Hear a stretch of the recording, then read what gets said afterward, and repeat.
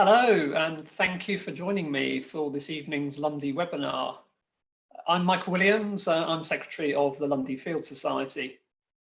Tonight, I will be joined by John Tyrer and Philip Lymbery for a session that we've called Lundy Through the Lens. John and Philip will provide personal and practical introductions into wildlife, landscape, and seascape photography on Lundy. We're then going to have a panel discussion between the three of us before opening up to questions from everyone watching at home. Before we get started, I'll run through the usual housekeeping points for those of you who have not joined us before, and welcome to our new viewers. Only the microphones and video cameras on the panelists' computers are enabled, so we won't be able to see or hear any of you watching at home. Those of you who are on Zoom are able to ask questions using the Q&A function.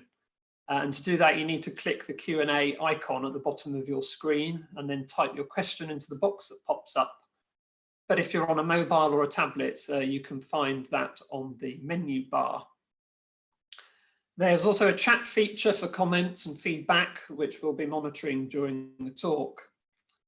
If you're watching on YouTube, you're also very welcome, but there's no facility for asking questions. As ever, Dave Richards is behind the scenes, keeping an eye on the technology and hosting this Zoom session, and we'll make a recording available afterwards. So it's time for me to introduce our speakers. So I'm hoping that we'll see John and Philip on the screen shortly. Here's John and Philip. Great, good to see you. So John Tyrer worked full-time as a photography and art teacher at an Exeter secondary school. He has been photographing the island for the past 10 years and his Lundy images have been widely published. This week, being half term, means that he should have been adding to his library of around 20,000 images of his beloved Lundy. But unfortunately, like the rest of us, John is prevented from getting there. Philip Lymbery is an animal welfare advocate, naturalist, author and photography enthusiast, who with his wife Helen has now stayed in 20 out of the 23 Lundy landmark properties. Without lockdown, next week would have seen them staying in their 21st Old House North. I'm sorry to hear that, Philip, but I hope you can complete the circuit of Lundy properties soon. So it's my great pleasure to have John and Philip along for the talk this evening. And I'm going to hand over to John now, who's going to get us started. Over to you, John. Okay, hello. So I'm just going to put my PowerPoint up, which hopefully will work.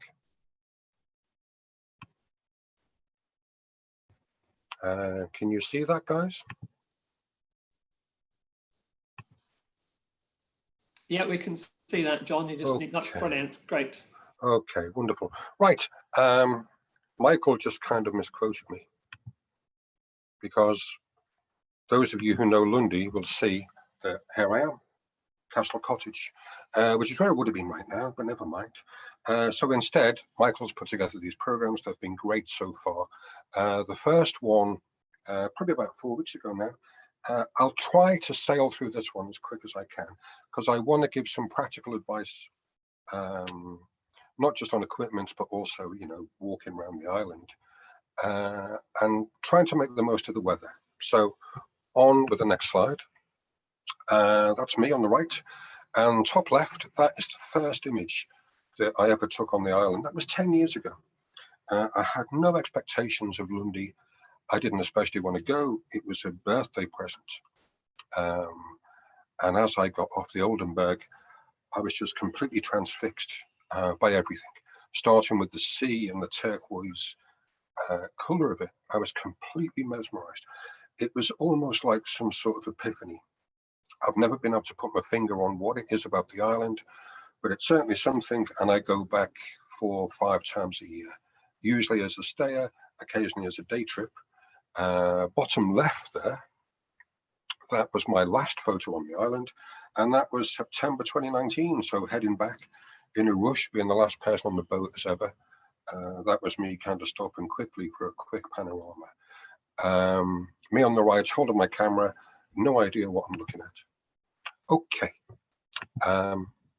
choose your weather. Unless you're Mother Nature or God, that's going to be quite difficult. But you can choose what to do with the weather. So as an example, I've put up the same object, the same week, 2 different weathers, obviously.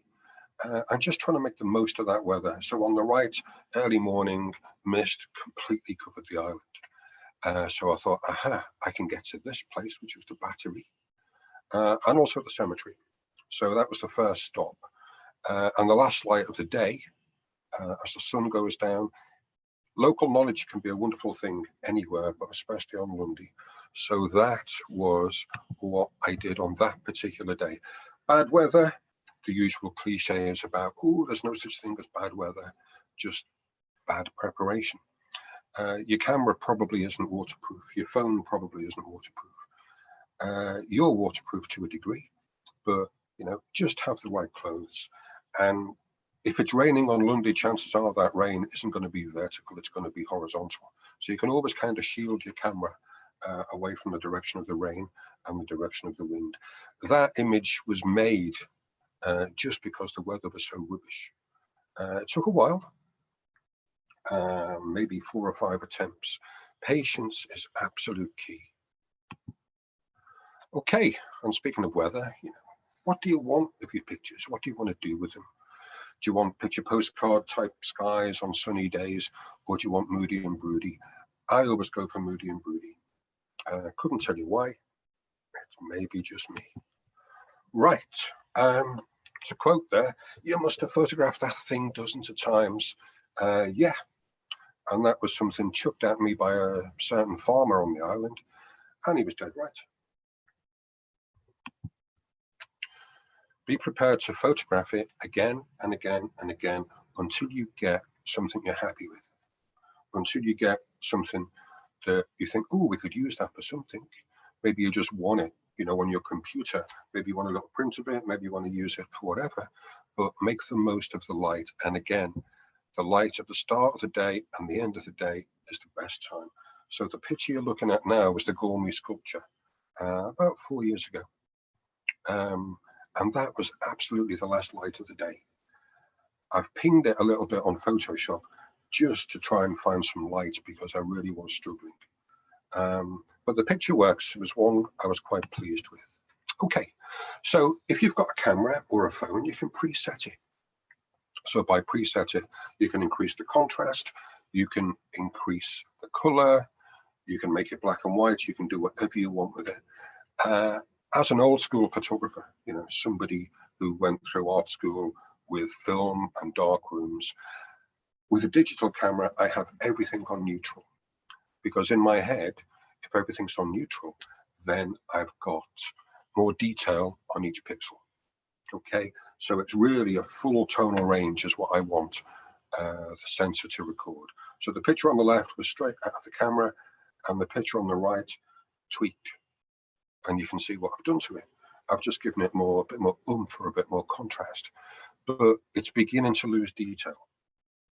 So I would always suggest have everything turned down in your camera. Otherwise, the picture you take won't have necessarily the maximum amount of detail. Get on your phone. Look at that.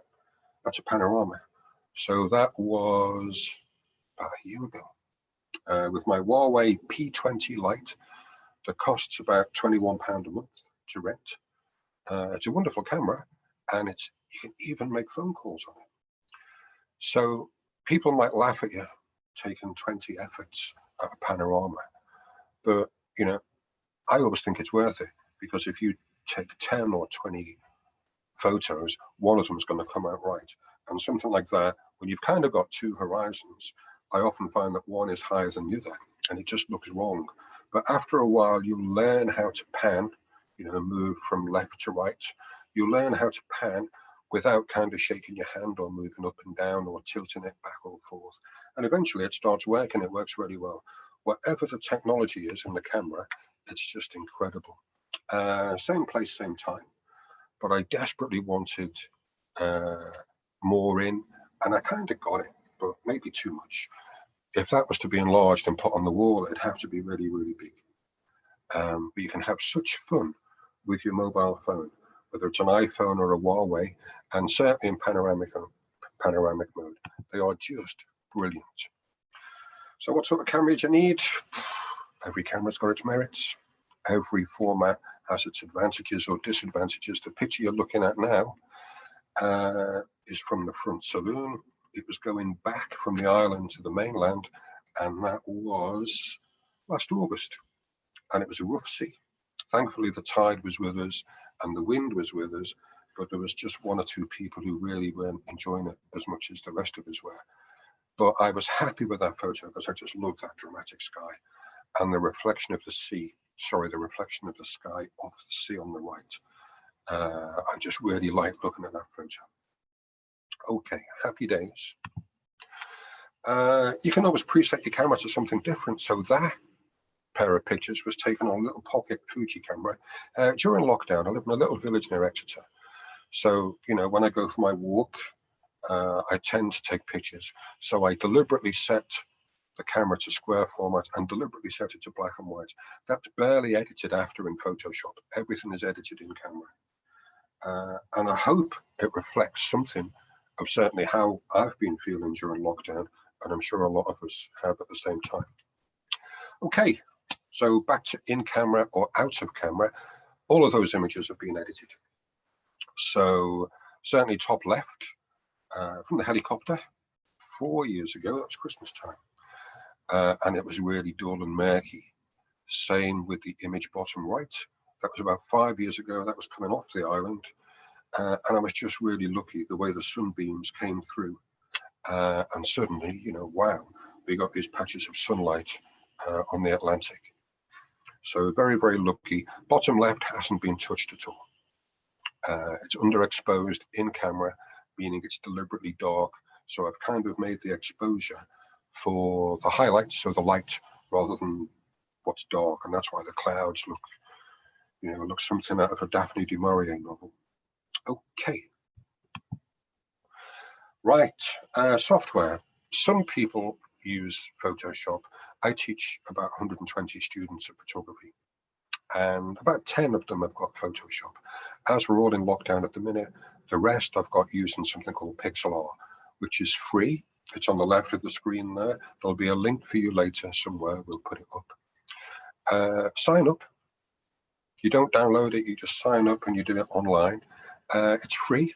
You can pay for it if you wish, but the free version is Advanced Pixel Art E. No idea what E means. It might be E for easy. Those of you who use Photoshop, looking at that print screen, will see a lot of familiar icons, and the layout is pretty similar to Photoshop too. So straightforward if you use Photoshop. If you've never used Photoshop before, we need to get some sort of video out, really. Right, black and white or color, I would suggest you do both. How much editing? There's too much editing. That was from the Jessica Hetty about 4 years ago on the left. And Clive, the skipper, told me I was the only person who got ill ever on his boat. It didn't make me feel any better, but afterwards, it was really exhilarating that I'd been on the boat around the island. On the right, an edited version for a postcard. So there are postcards in the shop on the island. And it looks like a picture postcard, you know, there's blue being put into the sea. The sky has almost been merded with that blue.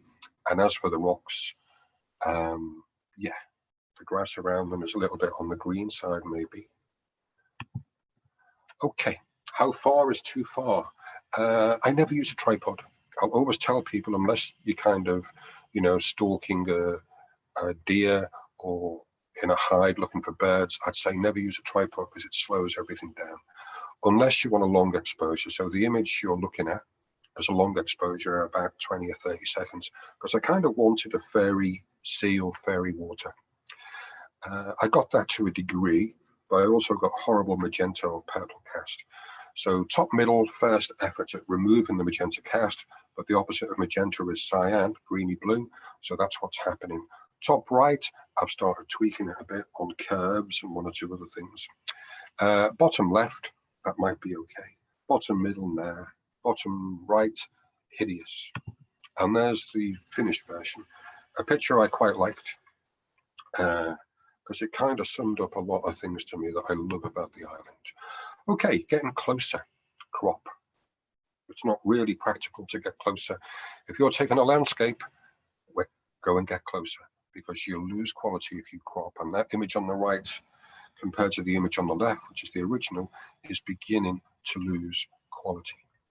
Also, you know, I've got 2 dolphins in that picture on the left, and I've kind of isolated it, and I've only got 1 now, so I might revisit that one. One of the great things about editing photos is that you'll never stop. You'll always go back, or you'll always look at them and think, shall I do it that way? And you'll never stop learning. You will never stop learning. Okay, moving aside a bit, intrusive, question mark. So is the photographer intrusive there, which is me? Yes, I would say, because I've appeared, and that's the other side of Constable Rock at the north end. I've appeared, and suddenly, you know, I'm looking down probably 40 or 50 meters away. I have got a big telephoto lens, but I've been clocked, certainly by the seal top right. So I'm intruding. On the right, some of you will recognize that seal put from a year ago. That was kind of hanging out behind the diver's shed, and I just happened to walk that way, and whoa, there it was. So I took the picture quickly and just backed off. I was certainly being intrusive. Intrusive there? I would say absolutely no. Even though, you know, in May 2020, I'm the wrong side of social distancing with that seal on the left, but he came to me, or she came to me. You know, as near as I am to my computer now, which is probably 1 meter. If you sit there long enough, and that's the North Light landing platform, they'll come to you. Curiosity always gets the better of them. And they're such beautiful things. They always remind me of dogs. I would advise against getting in the water, because A, you'll wreck your phone or your camera, and the tides can be really perilous.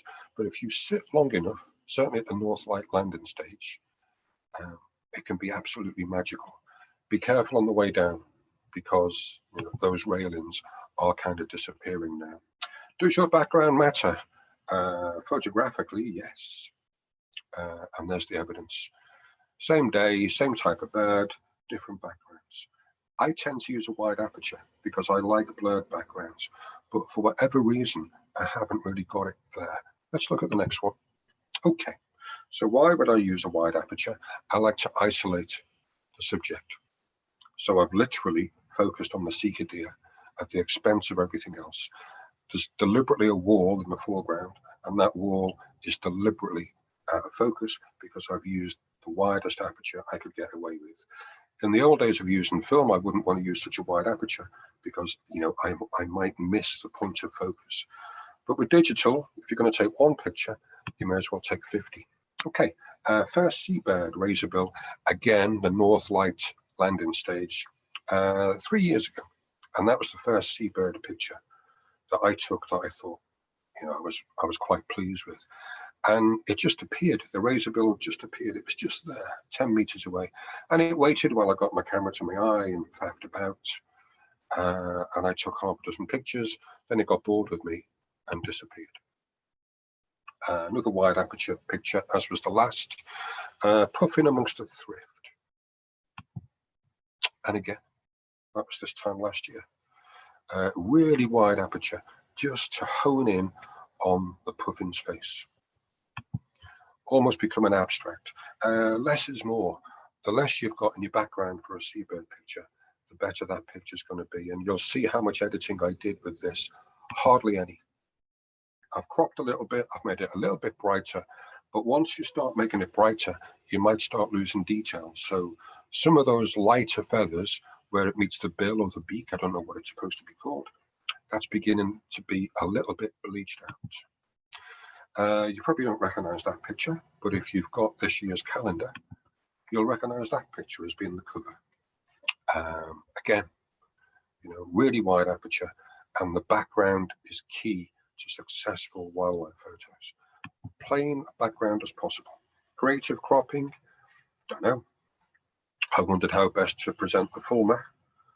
The original's on the left, and after trying 2 different versions, I decided the original was the better one.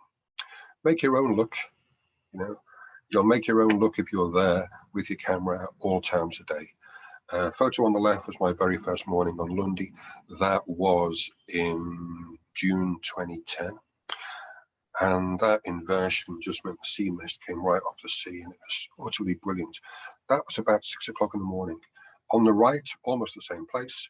A few years later, different weather, obviously. But again, you make your own look by being there. Last light of the day again, be lucky. You know, be there to make your own look. And I was just there at the right time. It was just about the point where it was too dark for images. But I could lighten it a little bit on Photoshop and just find these wonderful colors going on later. Sheer fluke, you know, the bottom of a rainbow. And when I got to Old Light Cottage where I was staying at the time, about 5 years ago, I looked at that image and thought, aha, there's a seabird or a gull right at the bottom of the rainbow looking for the pot of gold. Be ready with your camera, obviously not Lundy.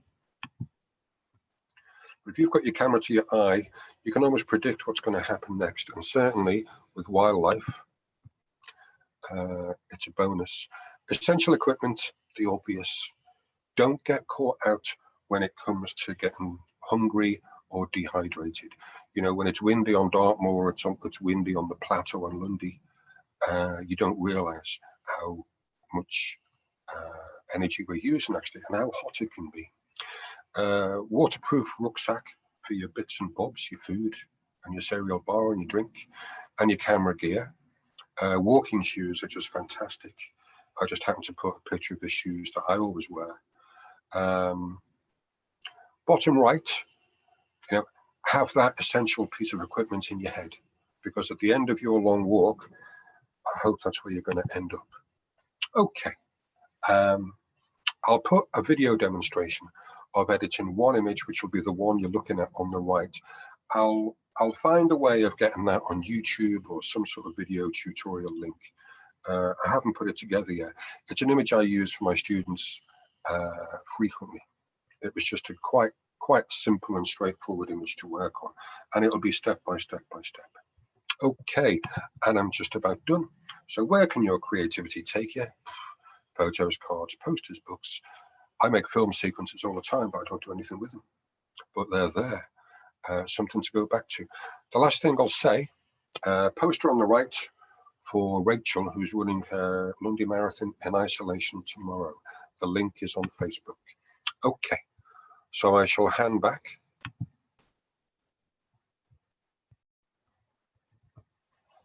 Right, so I'm hoping that will now go to Philip.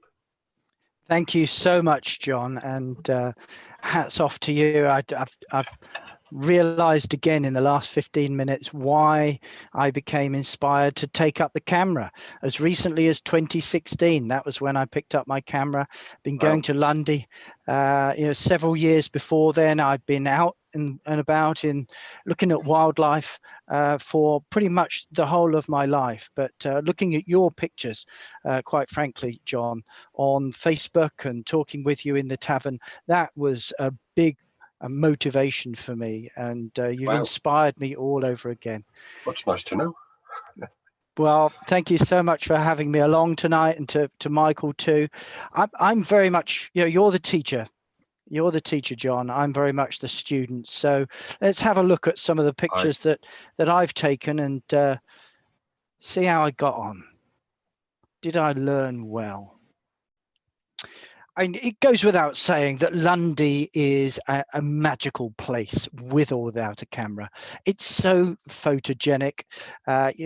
Whether you're photographing the Lundy landmark buildings or the breathtaking landscapes or the abundant wildlife, there's always something new, always something different, particularly when you roll in the change of the seasons and the different times and days and light settings. It all adds up to a never-ending magical experience.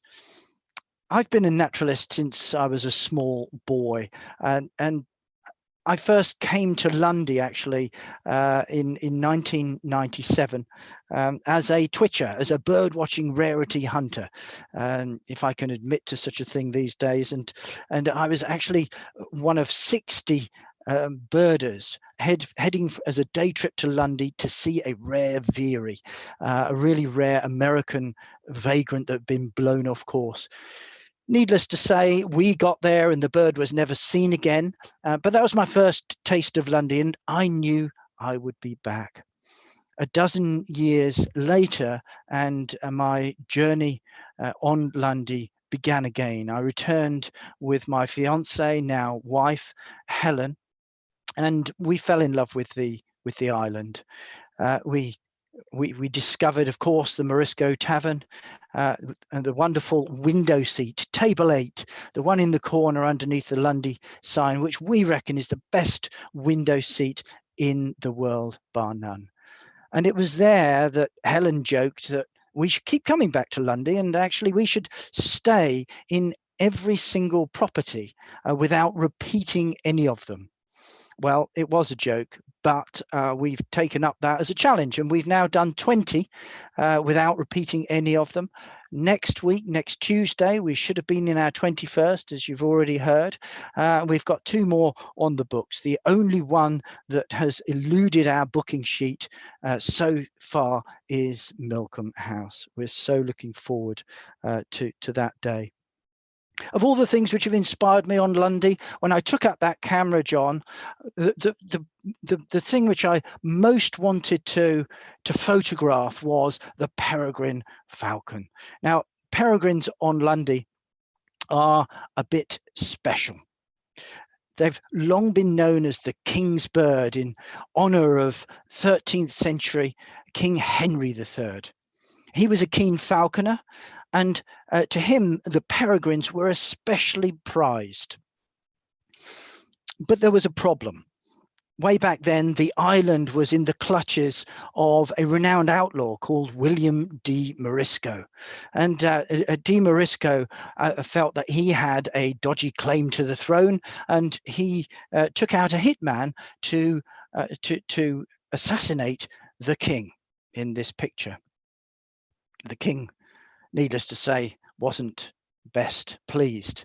So he dispatched a team led by a Norfolk baron called William Bardolph. Bardolph, along with 2 knights and 12 sergeants, set sail for Lundy. Now, on a good day, they would have been spotted a mile off, but as luck would have it, Lundy that day was shrouded in mist. Bardolph was looking to come ashore in the landing bay unnoticed. However, his landing was seen. It was seen by a lone watchman. Had that watchman raised the alarm, then the king's men would certainly have been killed by a torrent of boulders and rocks that would have been flung from the cliffs. However, that alarm never came. You see, the watchman was being held captive himself by de Morisco, so was only too happy to betray his captor. So de Morisco was captured, taken back to London, hung, drawn and quartered. The king was delighted. He had his island back and his prize peregrines. In celebration, he put up the Morisco castle that you can see in this picture, and if you look at the rock in front, you'll see a pair of those famous peregrines. So I picked up my camera. This lens was the one I bought, inspired by my friend and fellow photographer Paul Dean, and that lens has forever been known as the Dean lens, and this was one of the first shots that I managed to get. I took hundreds, I have to say, because I really was trying to learn, and my first efforts were appalling. But nevertheless, this one and a few others, I'll show you another from the same photo sequence a little later. It got me hooked. It got me hooked on Lundy, photographing Lundy, being out with the camera. And I found some favorite places. This, of course, is the landing bay, and sunrise is my favorite time for photographing Southlight and the landing bay. If we're living near in one of the properties near the landing bay, then I'll make it before first light to the Ugly. I don't know why it's called the Ugly. I've been told the story many times, but it never sinks in, because to me, to call such a wonderful place the Ugly just doesn't seem right. Anyway, I make my way to the Ugly, and the great thing about the Ugly is that you can get some wonderful shots there, be it of the sun peeking through the clouds or the rain. And if it's drizzly, well, you can always shelter in the shelter, which is fantastic. Now, unlike John, I do take a tripod religiously, actually, because I'm there in as the light comes up, taking these pictures. And what's important to me is to try and get a shot of each of the sunrises, if you like, and I compare them. And I'll show you a few more a little later. What I try to do with the with the landing bay is I'll actually take several shots in close sequence at different exposure points. So you can see this one is quite a light exposure, then a darker one still, and then using an editing package, a different one to the one John uses. I use Lightroom, which is a bit like a digital darkroom, if you like. I then merge them to my finished article in what they call a HDR, a high dynamic range picture. So you get the highs and the lows, and you pull them all in. And to me, it just makes a very pleasing photo. And you never quite know how they're going to turn out. I remember doing my first HDR of some lichen on a post, and the wonderful thing is it just enriches the detail, it enriches the colors, not in a phony way, I think, but in a way which just makes the photo that much more alive.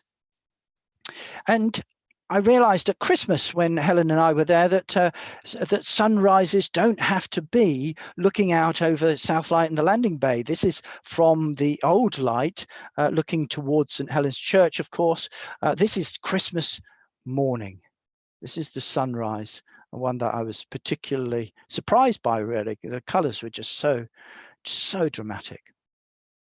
For sunsets, of course, heading west, I'll use the old light as the focal point, or I'll use the sunset itself. Here we've got some rocks on the west coast, just north of the old light. Another great place on Lundy, of course, is Jenny's Cove. Jenny's Cove is a wonderful place to see puffins. Between March and July, a great place to see puffins. But one of the things that I still have huge photographic envy of John is his ability to get the most fantastic puffin photos. It doesn't matter how much I spend on a lens, a longer lens, an even longer lens, I still get dots. I can crop them and get a cropped dot, but still nothing quite like those that you get, John. So again, hats off to you. Of course, when taking pictures of seabirds, John and I are very clear on this. Seabirds or any wildlife, just be careful, don't encroach. Stay a safe, respectable distance. And please, with the puffins on Lundy, you do expect to get a dot, perhaps a cropped dot, nothing much else. But they're such fantastic creatures to see in the living reality. Here's another seabird. John had one in flight. This one was posing for me. And like John, I actually find one of the better places for photographing seabirds and other creatures to actually be east of the North Light, the landing bay, down those rickety stairs and that handrail that is barely there. So do be careful when going down there. Sitting waiting, spending plenty of time, really is a joy to behold. Getting wonderful pictures like this seal, this common seal that, as John was explaining, used to come up and see us, really close, curious, interested.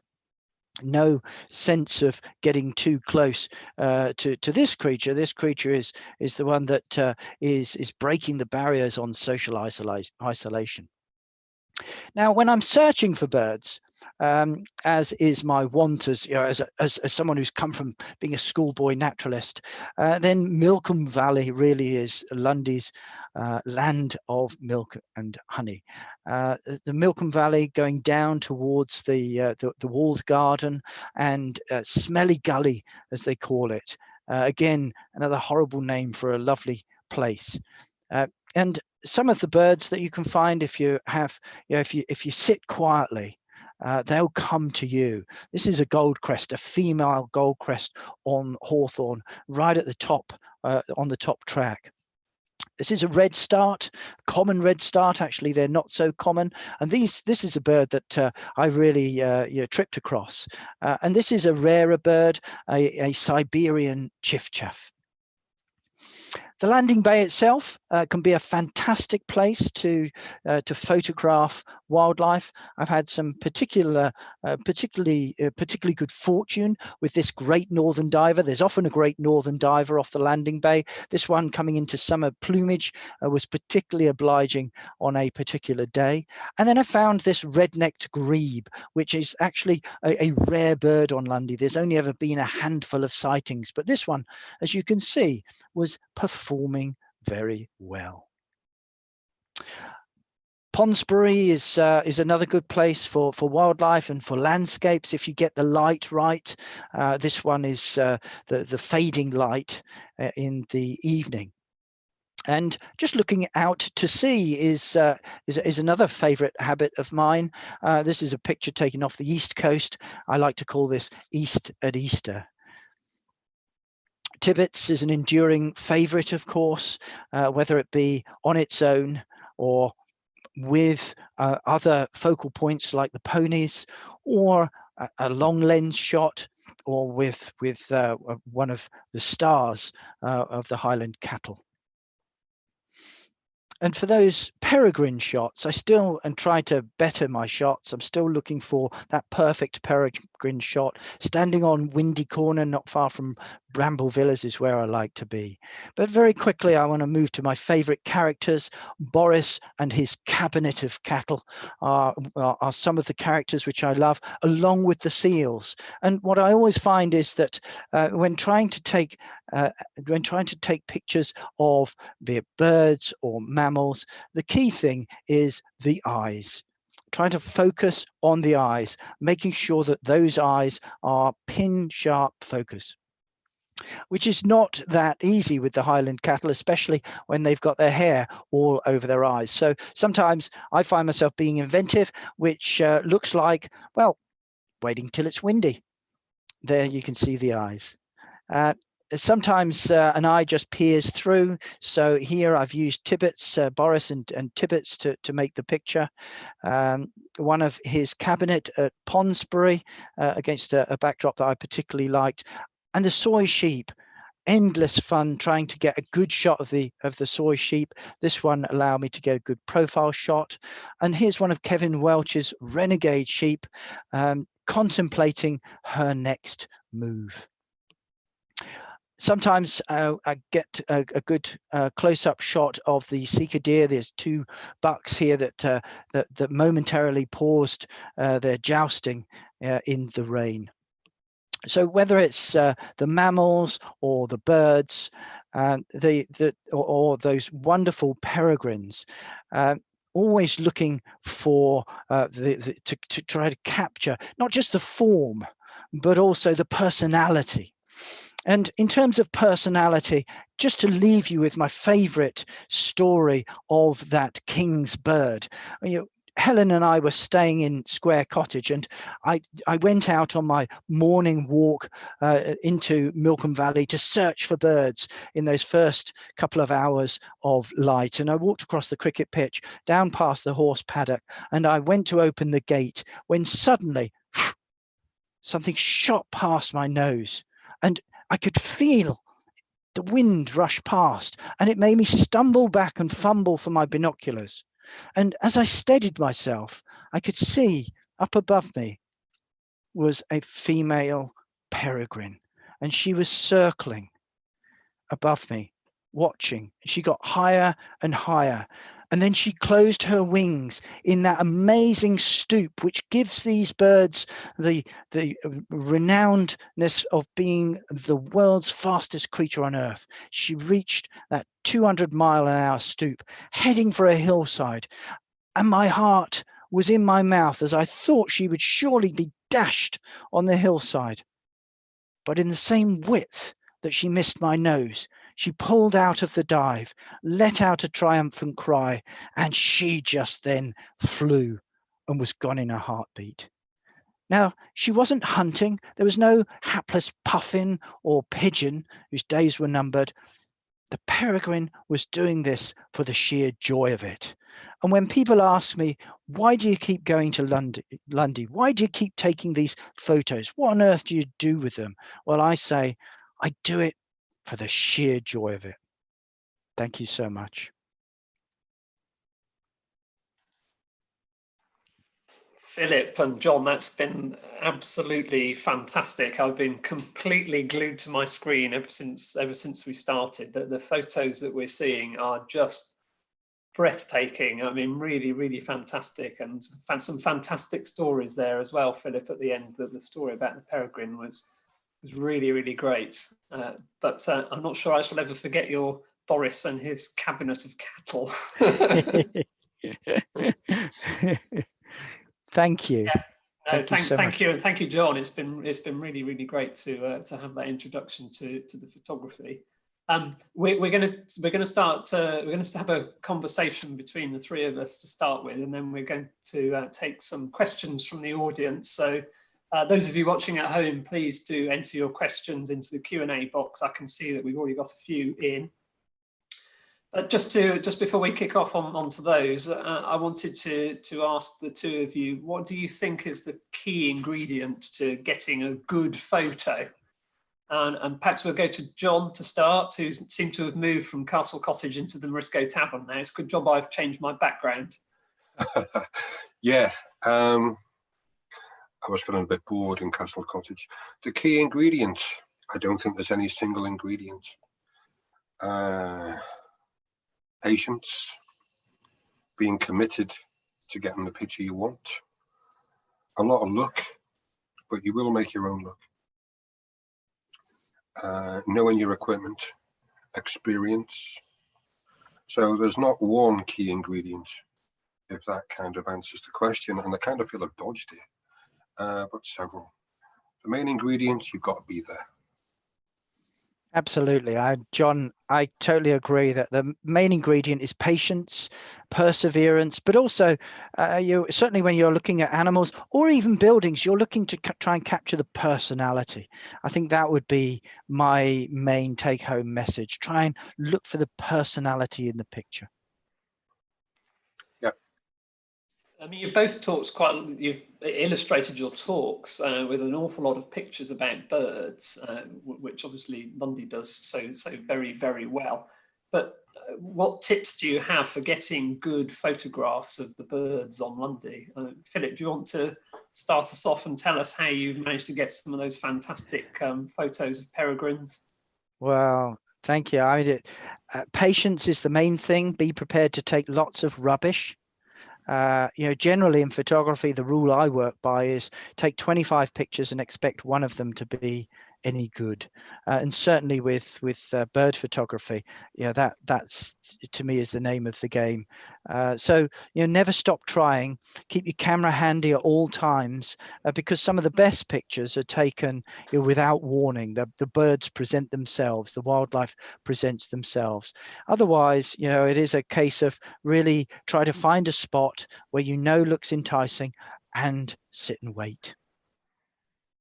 If I could add to that, with Philip, to me, his bird pictures are the best of all Lundy bird pictures, because he really knows his subject. He knows what he's looking at. There's somebody I know who might be watching, might not be watching tonight. That's Mark Dyer. His photos are utterly stunning because he really knows his subject. Thank you. Yeah, picking up on the peregrines, when you were talking about the peregrines, Philip, Sharon Reed has put in a comment. She says the first peregrine to be recorded in Britain was on Lundy at the Shutter Rock. I imagine that was some time ago, but interesting snippet there, bit of information. Fantastic. Yeah, I mean, the peregrines on Lundy are so historic. They were, one of the peregrines was actually poisoned in I think it was the 50s and 60s, and the body was taken away and analysed, and it was one of the key pieces of evidence to show that that raptors, that birds of prey, were being affected by the overuse of pesticides like DDT. I can see we're getting loads of questions in from the audience. So before I ask the first question, I'm going to take advantage of my position and say the only camera I possess is the one on my phone. I have an iPhone, and that's the only thing that I ever use for taking photographs. So John was saying in his talk that he'd taken some of his pictures with his mobile phone. What are your top tips for me as somebody who doesn't invest in any of the expensive camera equipment? I've just got my iPhone. John, what do you think? With your iPhone, like I do with my Huawei phone, play around with it. Work out what it does. It will do black and white pictures. It will make video clips. It will do all sorts of things. It will do a lot of in-camera editing. And the panoramic things, I just have hours of fun with those. You'll get some wonderful pictures with an iPhone. You may not get close-ups of seabirds, but it's good for everything else, I would say. And it's handy and it's in your pocket. Exactly. Yeah, I've certainly never succeeded in taking any decent bird photos, even to the point where when I'm out and about and I see something, I try and take a picture of it so that I can go and identify it when I'm back. But then when I look at it on my phone, it's just a brown blob. It will be. Yeah, well, you know what they say, that the best camera is the one that you have to hand. And if that's the phone on if that's the phone camera, go with that all day long. Yeah. You can spend a lot of money on equipment, but if it's not to hand, then use what you've got. Thank you. Right. Well, we're going to stick with that sort of message about taking good shots of birds. We've got a question from Richard Breeze. He says, even if I go and sit in St John's Valley or Milcombe, I never seem to get any decent pictures of birds. You and Dean, I think this is when John was talking. So John and Dean too just seem to go out for a stroll and capture some great shots. Richard wants to know, what is he doing wrong and how long should he expect to wait to see something of interest? Well, I think that going out for a stroll early in the morning is the best time. That first hour or two after the sun comes up, or as the sun comes up, that's really the most active time for birds, and that's when you can almost trip over them. So that's what I would say is go out there early, stay quiet, stay focused, and go for a stroll and see what you bump into. And I would add to that, half of my seabird pictures, more than half of them, are North Light landing stage. Sorry, that was a cat.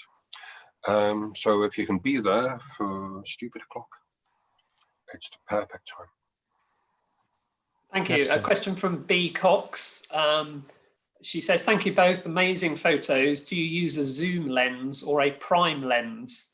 And if so, what size? And perhaps for people like me who doesn't know the difference between a zoom lens and a prime lens, perhaps you could explain what that difference is. A prime lens is a lens that doesn't zoom, you know, it doesn't go further away, it doesn't bring things close. And it's a prime lens because it has one fixed focal length. Originally, a prime lens was called a prime because it saw as the human eye sees. But now it just means it might be a non-zoomable lens. Generally, they're better quality, but unless you're blowing the picture up to be absolutely huge, you won't see it. A zoom lens is great for actually getting closer or further away. The downside with the zoom is it's really heavy to carry around and it's generally more expensive. Zoom lenses have come down in price. The zoom that I use, I bought about 5 years ago and it cost about £700. But compared to where they were about 10 years ago, that's cheap. Yeah, I would second that. This is the zoom lens that of choice. It's a 100 to 400 zoom. That's the one that I choose to use for birds on Lundy. I think also at 100, when you scrunch it up, it takes some great landscapes too. But the other lens that I use as a walkabout lens is this Canon 15-85mm lens. Takes some great landscapes and also, you know, zooms enough to give you a good shout at some of the wildlife too. Great, thank you. I hope that answers your question, B. We've got loads of questions to get through, so we'll try and get through as many as we can. Next up is Ian Campbell, who asks, how do you take photos of birds in flight? Oh, I tend to, with a bit of luck, follow them, see them coming. I use a tripod, and if I've got the big lens on, I'll use a gimbal head, which allows which essentially enables the camera to almost float on the top of the tripod. It makes taking the birds in flight so much easier. But the essential ingredient, bar none, of taking birds in flight is practice and perseverance. But also make sure that you've got a fast shutter speed. Your shutter speed really needs to be at least a thousandth of a second, preferably higher than that. So the thing I should say is, with all my bird photos, whether they're in flight or not, I use a wide aperture, so I'm looking for the lowest f. Depending on which lens I've got, an f5.6 or an f4.5 I'll be using. So that really does give you the fastest shutter speed that you can get within the light conditions. But keep practicing. Totally agree. Yeah, practice and almost predicting the path of flight, and so panning with the bird as it goes by. Yeah. Thank you Be both. prepared. Be prepared to take plenty of rubbish. 24 duff ones for one good one. Yeah, but it's fine. Yeah. The results, no one sees the duff ones. You just delete them. We've got a message from Claire Mitchell. She says, great talk both. Is there anything on Lundy you have always wanted to capture but haven't managed to yet? John, how about you? I'm just learning about birds. So when Philip and I were chatting a couple of weeks ago, one of the things that I said was, I know nothing about, I know what seabirds are because I'm learning, but I didn't even know the term for, are they shorebirds, are they land birds, are they migratory birds? So those tiny things that come and spend time on the plateau. So some of those I'd like to photograph. I'd also like to be on Lundy for a year. But that's another story. And what I want to do, John, is to get fantastic puffin photos like the ones you've got. I want to move beyond my dots, my cropped dots, and get the most fantastic pictures that you showed us and that rightly grace the cover of the calendar. Well, I think you're selling yourself short, but there you go. It's all about the background with those. All about the background. Anyway. We've got loads of comments coming in of thanks. We've Paul Cameron says, excellent, John, thanks. Liza Cole, hello, Liza. She says, brilliant, thanks. The landing place at the north end used to be called Kittiwake Gully. Kittiwakes no longer nest there, and I wonder if the name has been lost. Liza can be assured from me that I still call it Kittiwake Gully. That's the gully. Still on the map as well. Yeah, it's where the cables hang down into it, don't they, from the winch that used to be at the North Light. Bob Bagatti asks, how does morning and evening light vary, and how do they both affect your finished image? Pre-planning for how they affect your image, but the key difference, if I was a scientist, there'd be more than this difference, but the big difference for me is the light's going to be coming from that place in the morning and that place at night.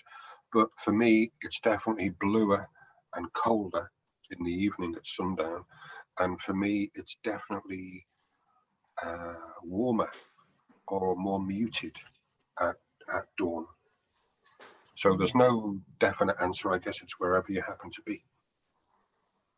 That's really interesting, because I would have flipped it the other way. It feels colder and bluer in the morning, which I quite like, and it feels more orange in the evening. But you know, certainly when, you know, if you've got a vivid sunset. So yeah, it's interesting. Perceptions of color. So our very own Dave Richards has a follow-up question based on Bob's question. He says, do you use astronomical tables to work out good candidate times to go out to particular places to get that particular angle of the sun or moon relative to the subject? No, not me. Not that level of planning. I'll look at the weather forecast and the tide timetable. Yeah, me too. That's as much as I do. Yeah. And then just get out there, because, you know, you're on Lundy and you're going to be out. So I just go. I always have a little pocket timetable in my bag somewhere, always, which helps with the tide, especially if you're on the North Light landing stage.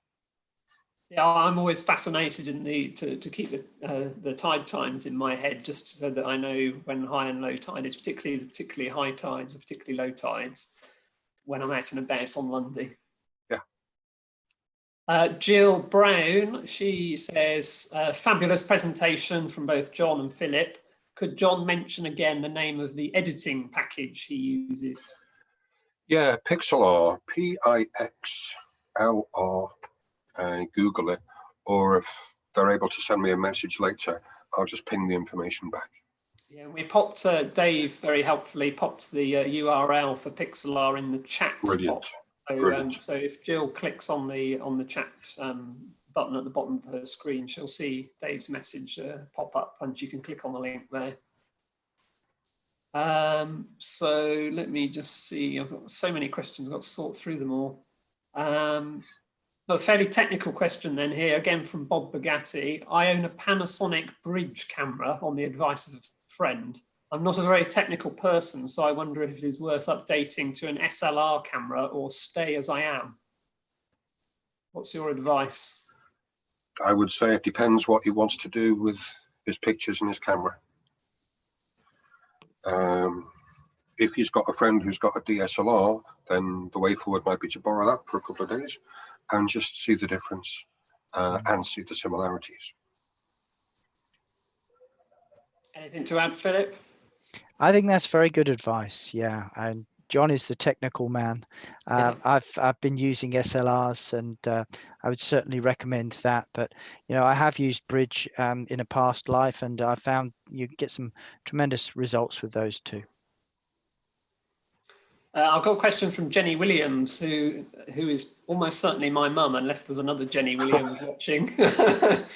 My mum is a very keen photographer, and she says, John, what lens do you use to photograph the puffins, and what settings on the camera? A Sigma 100 to 600 mil telephoto, or zoom, I should say. And the settings, the ISO will depend on the light available, but the lowest ISO, the higher the quality you'll get.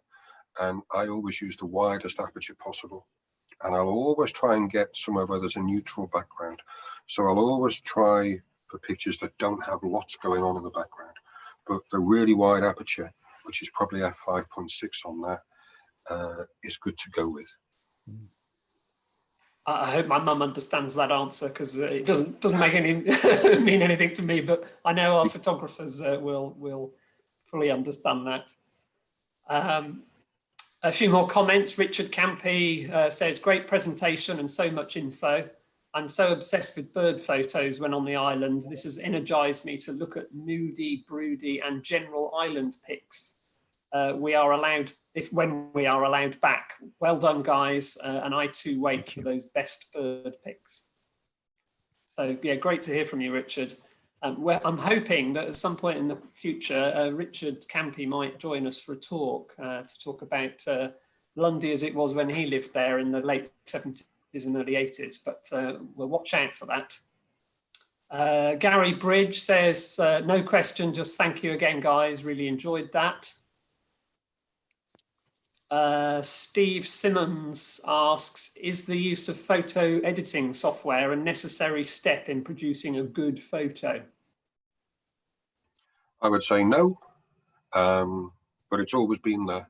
So in the days of, you know, film photography and black and white and film cameras and dark rooms, you got your end prints back in the post or from Boots the Chemist.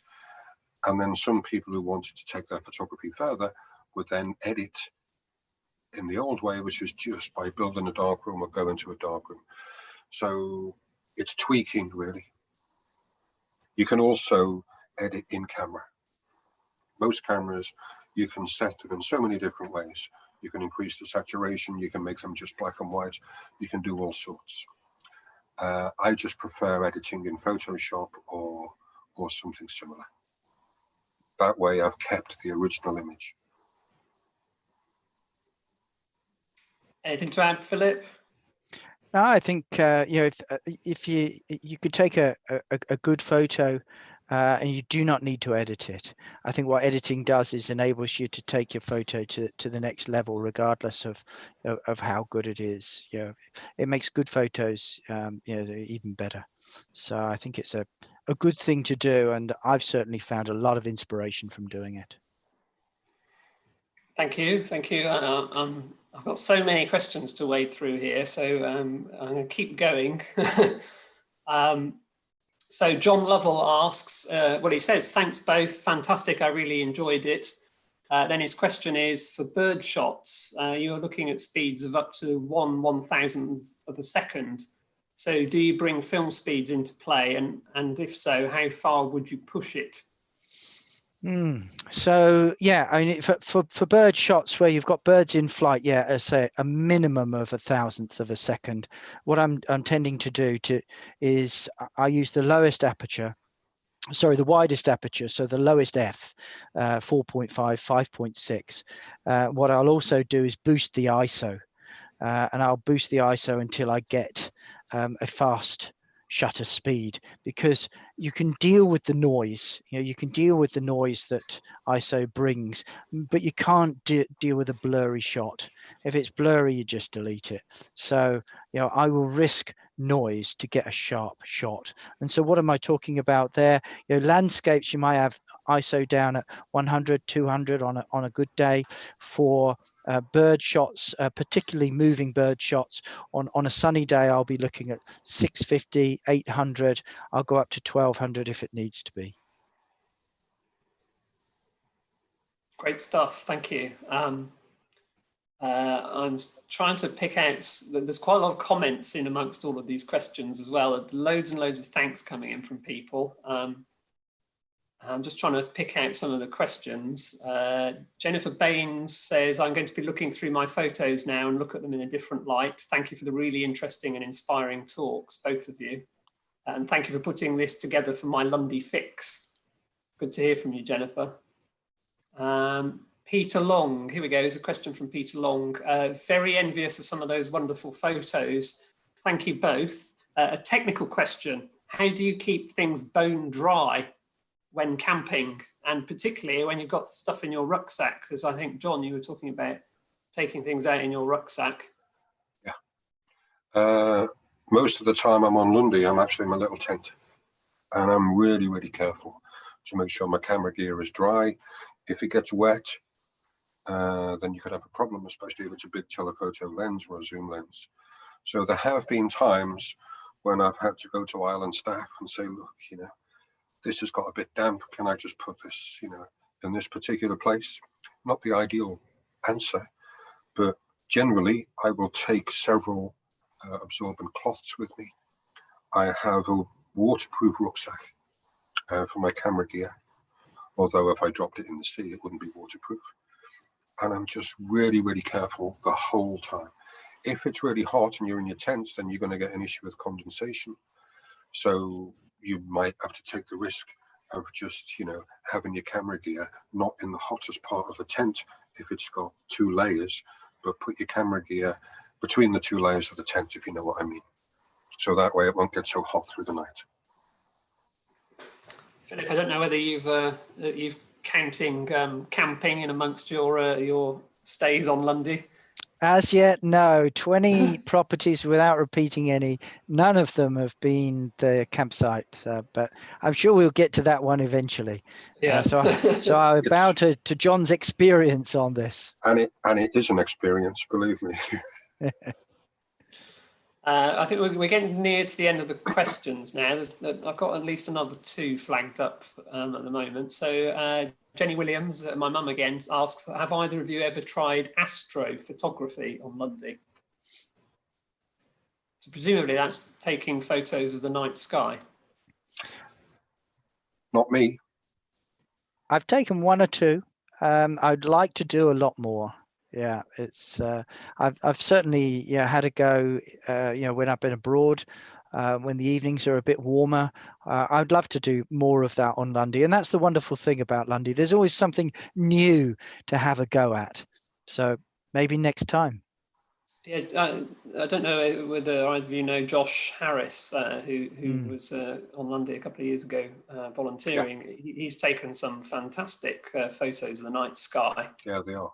Yeah, and at least one of them made it into the new Lundy guidebook that I put together last year. He's got this fantastic picture of the night sky around Tibbets. Yeah, Josh is a great photographer and fantastic filmmaker.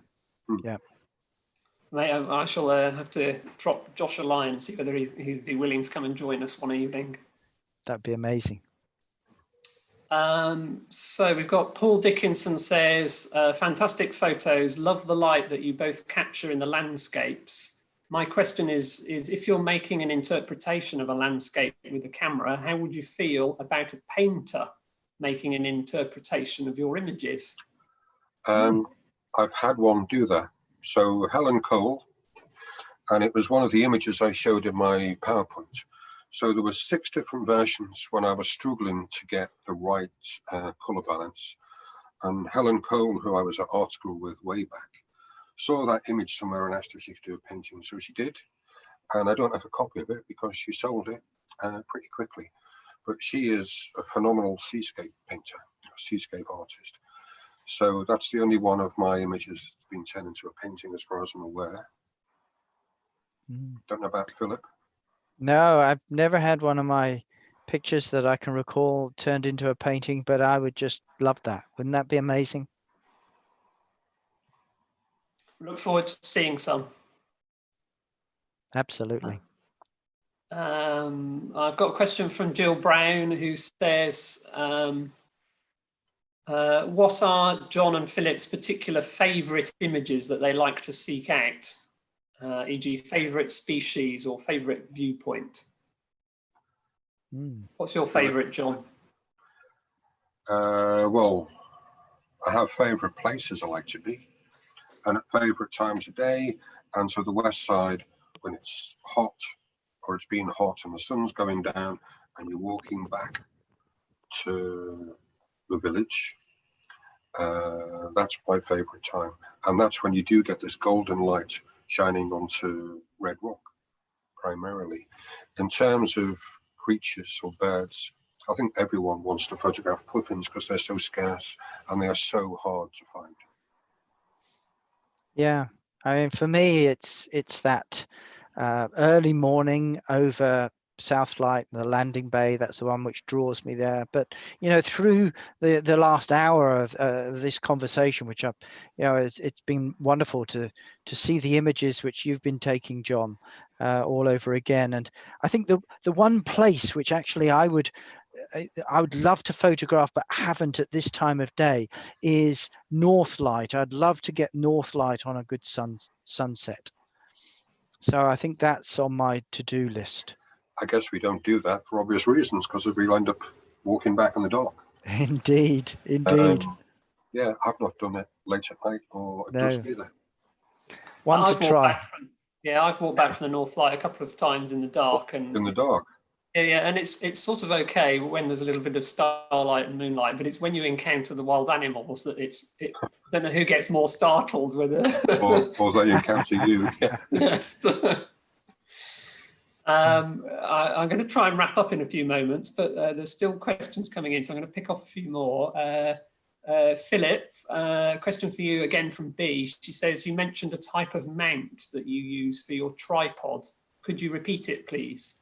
Oh, a gimbal head. I use a Wimberley gimbal head for when I've got the really big lens. And I'm talking about a monster lens. This is the 500mm, not quite as big as John's 600, but that's a Wimberley gimbal head I use for that. Otherwise, I'm using a standard Manfrotto ball head, which I think works very well for the other lenses and the other things I'm doing. Anything you want to add to that, John? No. Because you don't use tripods, do you? No, not unless I have to. No. And if I turn up at a wedding to photograph, I do carry a tripod, but I just try not to use it. It slows me right down. If I want a long exposure, I'll use a tripod. In terms of lenses, my 100 to 600mm is a big lens in terms of how close you can bring a creature or a bird. But because it hasn't got such a wide aperture, it's actually very compact. So if somebody's going to be walking around and they're happy not to have the widest aperture, 100mm to 600mm Sigma would be a good lens to look at. Definitely. Thank you both. So last question now. This is from Peter Claiborne, who says, great talk, chaps. Do your laptop display settings have an influence on what you're seeing in your editing software? Interesting question, because your screen is going to be backlit, isn't it? Which is, it's going to have an impact. Much like a slideshow in the old days. So people of a certain age will remember going to friends or relatives' houses and sitting through the slideshows on a carousel of the holiday to wherever. And those pictures would look beautiful because the light is transmitted through the slide, much the same as on a computer screen, the light is transmitted through. And in terms of the bigger picture, literally, I used to edit just on a laptop, and now I've got a large screen on a desktop. And I notice flaws in my images that I wouldn't have seen on my laptop. The cheaper laptops or some laptops or desktops, the color calibration could be a bit out. There is professional calibration out there. I've never used it. I've got my Lenovo laptop and I've got my Lenovo screen, and they're really accurate. And if they're not, I guess we just get in tune with them, and we soon get used to the difference between how a print might look compared to how it looks on the screen, or how the colors might look in reality. Okay. Well, okay.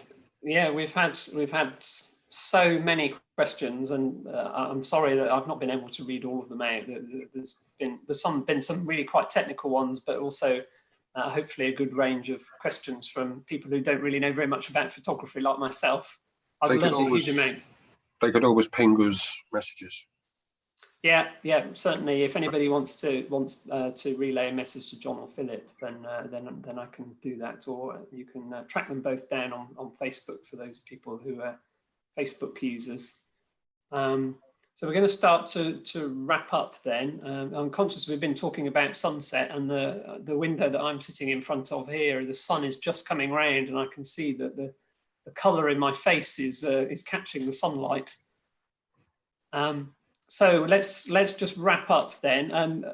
John, in your talk, you mentioned your video that you were going to put together about how to edit a photo. So it's just really to say, how should we let people know about that? Don't know. So I would think if you find me, you can find me on social media, on Facebook, certainly. That would be one way of doing it. And I haven't thought beyond that yet. I'd certainly put it on YouTube because I was planning to make some videos anyway. And then when this came along, I thought, well, it'd be a good idea to make a general one for the people out there. Just to kind of, because people are absolutely terrified of using software. And I'm a complete Luddite with computers, but I'm so used to using software, but it really should be one step at a time. Almost one little thing per week that you just play around with, and you might start with a crop tool. So I think if we can get the video up on YouTube, then we can post it up on the Facebook group and let people know that it's there when you've put it together. So sounds like a plan. That'd be great. Yeah, let's do that. Okay, so time to bring this session to a close. It's 8:45 now, so I think time we should wrap up. Thank you, Philip and John, for a really fascinating talk and discussion this evening. As I said, I was completely glued to my screen from the moment the first slide appeared. The quality of the images, I was just completely bowled over. And I shall certainly be watching all this back again just to admire the pictures even more. We must also thank Dave Richards for hosting the Zoom session. Dave's there in the background. Just a reminder to everybody who's watching, please, if you're not already a member of the Lundy Field Society, it'd be really great if you could show your appreciation by supporting these talks and joining the Lundy Field Society. Membership is open to all. So if you want to find out how to join, just search online for the Lundy Field Society, and that'll take us to our website, and you'll be able to join from there. Next week, next Tuesday, Keith Hiscock will be here to talk about the marine life and shipwrecks around Lundy. I think this is going to be a really interesting talk, as Keith is going to be able to bring parts of our Lundy to our screens that we can't normally see. So really looking forward to that. The following week, Henrietta Quinnell will be here to join me to talk about the archaeology of Lundy. As I say at the end of every week, when this Zoom session comes to an end, then those of you watching on Zoom will receive a feedback survey. It'd be really great if you could fill in the survey that comes round, and thank you to everybody who's completed the survey in previous weeks. So it's just really time now for us to say goodbye. So John, do you want to say your farewells? Yeah, hope that was interesting. I hope people have learned a bit, and thank you for watching. Cheers. Philip? Thank you so much to everyone for tuning in this evening. Michael, John, David, thanks for having me along, and keep snapping, keep taking pictures on Lundy for the sheer joy of it. Thank you both, and that's it from us. Thank you to Michael. everyone. Thank you to everyone for their company and for your questions this evening. I hope you've enjoyed it, and we'll see you again next week. Bye-bye. Thank you. Bye. Bye. Thanks so much.